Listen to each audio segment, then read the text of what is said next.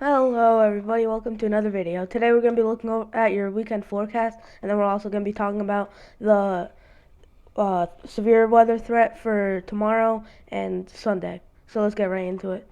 So we're going to start the National Weather Service. We have fire warnings all the way from California into the Rockies, and then we have flood advisories for Florida and parts of the southeast as well.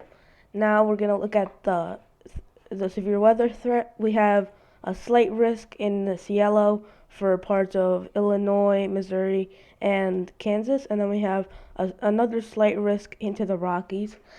That's where you could see some. I don't think you're going to see hail today, but you could see some flash flooding. In the enhanced risk, though, you could see hail and possibly a tornado, and then as well flash flooding. Now we're going to look at you have a 5% chance of a tornado in that brown region and a 2% chance surrounding that in those green regions. And then in that we have a 50% chance of wind damage in those yellows, and then a 5% chance in the browns, which there's also a little 5% pocket in upstate New York and Pennsylvania.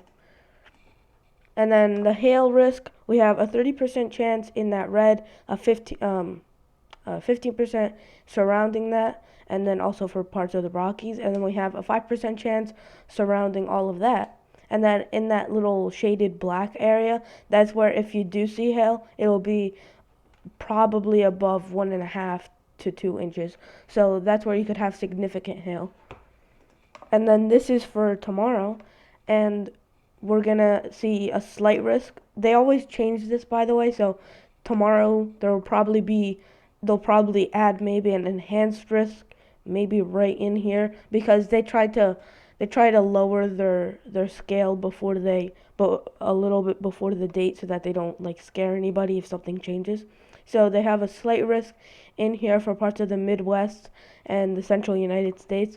And then we have our risk for severe weather, and then we have a 15% chance of any severe weather, and then we have a 5% chance surrounding that, and then a 5% chance for parts of the interior northeast. Now we're going to look at your precipitation for the next couple of days. So anywhere in those dark greens, you're going to be seeing very heavy rainfall above an inch per hour. So make sure that when you're looking at this, look for your area and make sure and just see where if they're in that dark green, because that could lead to flash flooding. So this is over tonight. We're going to be seeing some heavy precipitation over parts of Missouri, Kansas, Nebraska, Iowa. Those could have some severe thunderstorms like we were just talking about.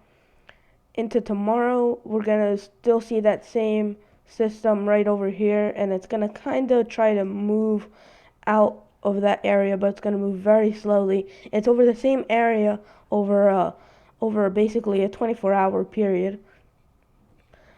But by Sunday, it does move out into the northeast, but then we have another system that moves up into the Midwest, the northern Midwest, into parts of Minnesota, Wisconsin, and Iowa, and then it goes into the northeast and kind of splits into two, and then moves down into Texas.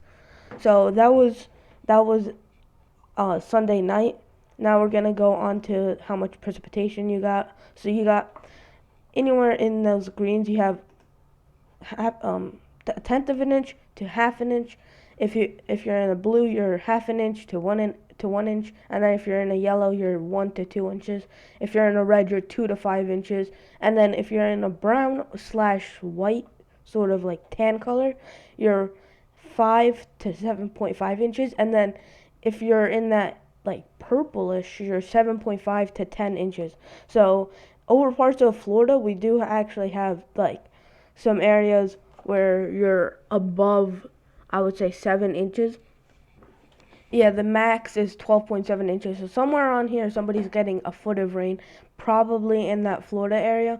That could change, of course, but it looks like we're just gonna be seeing a bunch of moisture just funnel into Florida, and then once it goes away and moves into the Gulf, there's gonna be some more moisture that just moves in, and that's this is a sciencey reason. It's because there's a high pressure over here, so all that moisture is trying to go like that, so it kind of has to curve around and then go into Florida and then push out. So that's why you've been seeing a ton of rainfall lately.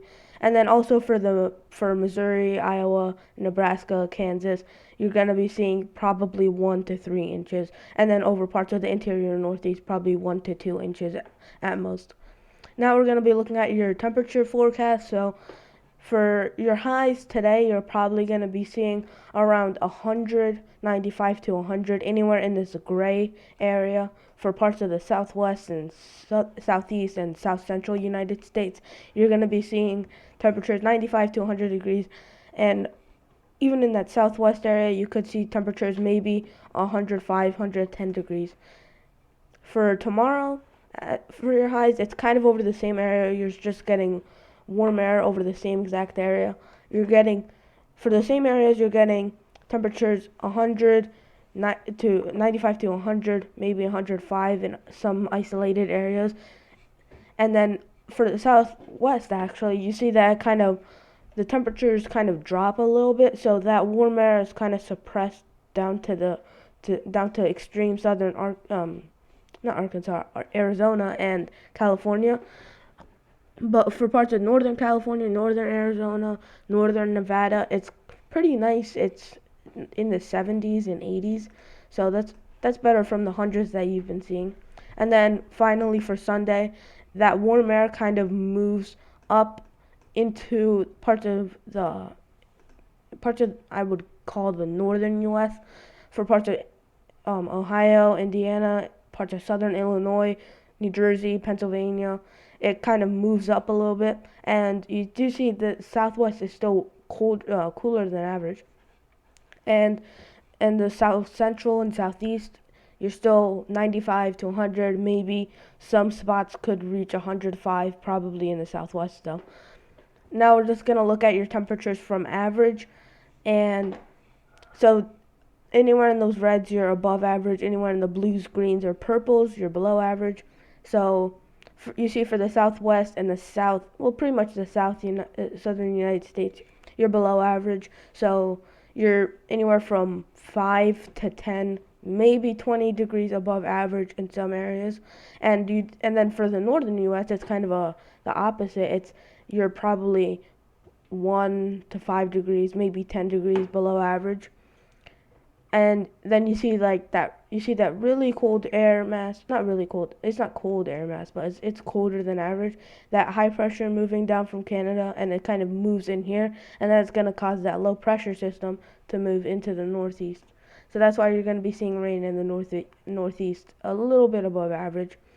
And then you see that really warm air for parts of the southeast and parts of the mid-Atlantic.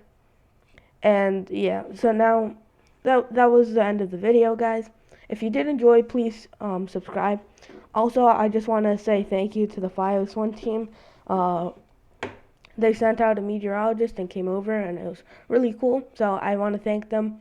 And I also want to shout out my friend. His channel will be in the description below if you do want to subscribe. Anyway, guys, that was me, and I'll see you in the next video.